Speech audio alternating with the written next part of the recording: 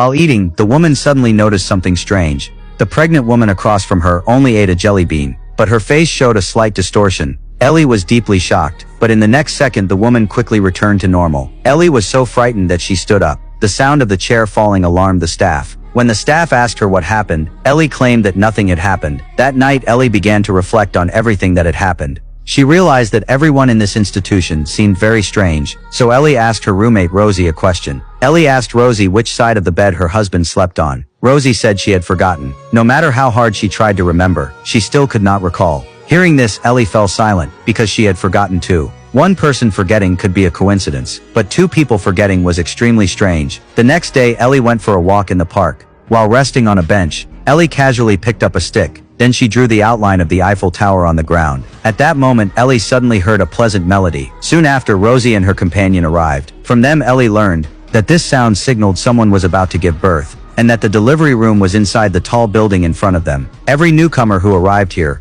would be arranged to tour the various facilities inside the center. Hearing Rosie's words, Ellie felt puzzled. She had no memory of this. At Rosie's request, the center's director Victor led Ellie to the delivery room. When she saw that there was only one birthing bed in the room, Ellie became doubtful again. One bed could only serve one pregnant woman. What would happen if two women gave birth at the same time? In response to Ellie's question, Victor simply said not to worry. Everything had already been planned by the center. After leaving the delivery room, Ellie was taken to the psychological counseling center. Ellie wanted to tell them what she had seen the day before, but before she could speak, the psychiatrist asked her if she had been taking her jelly beans on time. After receiving a positive answer, the psychiatrist smiled. She said that if Ellie ever felt too much pressure, she could focus her mind on an activity, but Ellie couldn't even remember what she liked the most. Seeing this, the doctor smiled again. After leaving the counseling center, Ellie entered another room. There she suddenly noticed the paintings inside. Ellie was astonished. The artist's skill was remarkable. Hearing Ellie's praise, the woman picked up an art book and gave it to her. Ellie accepted the book and began to flip through it. But when she turned to the third page, Ellie's expression instantly grew serious. She then took the book and dragged Rosie to the park.